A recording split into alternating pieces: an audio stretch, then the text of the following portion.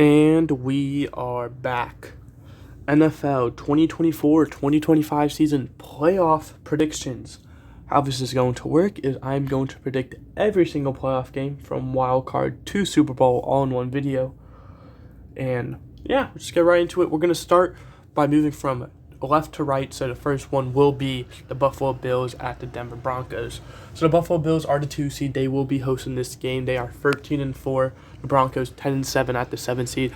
This game I feel like has the makings to be really good. However, I don't know how good the Broncos are going to match up. This just really would be embarrassing if the Bills did not win this game. However, I do think the Broncos will keep it competitive enough for it to be enjoyable. However, don't know how a rookie quarterback is going to respond in this situation. Don't know how a new team in the playoffs is going to respond. They haven't been there in 8 years. So yeah, we're going to take the Bills.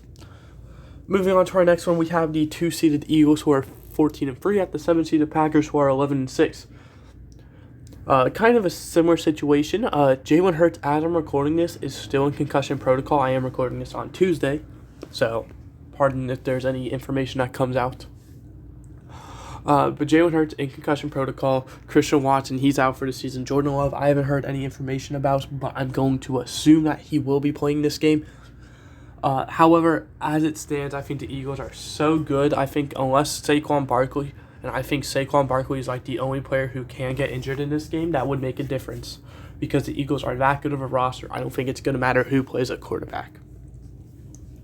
Moving on to the 3-seeded Ravens versus 6-seeded Steelers. The Ravens coming off of a 12-5 season, while the Steelers coming off of a 10-7 season. Kind of two opposites here. One team has looked amazing this season, while the other has just kind of skipped on into the playoffs, hasn't really looked all that impressive, and, well, no one's really expecting big things out of them. And if you can't tell, the Ravens are, the good team, and the Steelers are the, we're here team. I am going to take the Ravens because even if the Ravens don't have the playoff success, the amount of sheer roster talent that they have over the Steelers, I feel like will be enough to push them over the edge, even if they have a lackluster game. Moving on to our next one, we have the Buccaneers at the Commanders. The Buccaneers 10-7, the Commanders 12-5. Both these teams should be a really fun game to watch. The only downside is, for the Commanders, I don't know how well Jayden Daniels is going to do. This team has not been in the playoffs for a few years now. I believe their last time was during the COVID year with Taylor Heinicke at their quarterback, so it's been a while.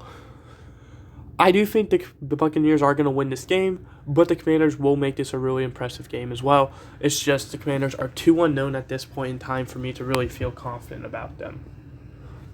Moving on to our next one, we had the 4-seeded Texans at the 5-seeded Chargers. This game also shouldn't be that really close. The Texans have kind of been that team who's skipped their way in through an easy division, while the Chargers have fought tooth and nail in order to get into this situation.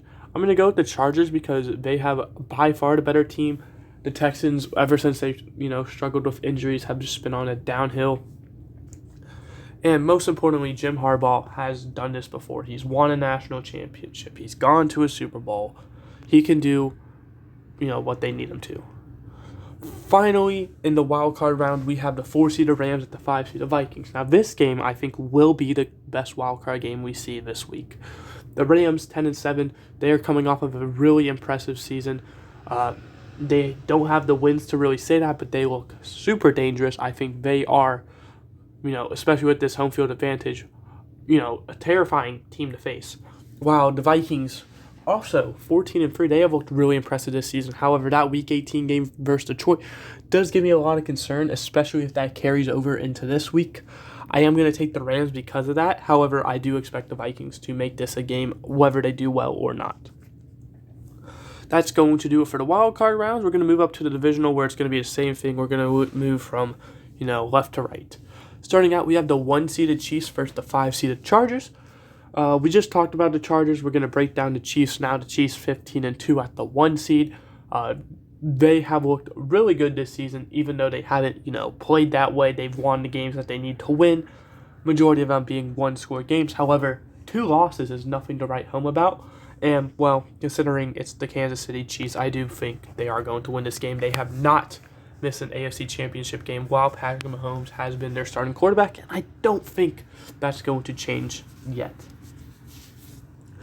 Next, we have the Eagles and Buccaneers. This game should be, these NFC games I am super hype about. Hold on. Why is it there we go. That's fixed. The Eagles and Buccaneers, these are two teams who played earlier in the season, with the Buccaneers actually getting the win, one of the Eagles' 3 losses. I do think this game will be probably the best game we see this week, or in the divisional round, assuming these are the matchups.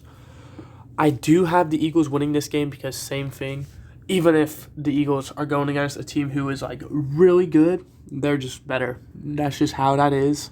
It's how it's going to be. Unless an injury happens to Saquon Barkley, I don't think they are going to lose really anything. Next, we have the Bills and the Ravens. This game also on paper looks really good. However, what we need to talk about is the Ravens' playoff success. They haven't had the greatest streak. I don't think that's going to change.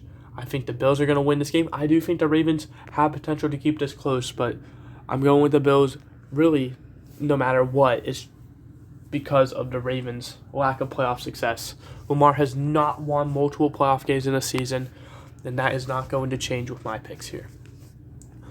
Moving on to the next one, we have the Lions and the Rams. This game also has makings to be really good.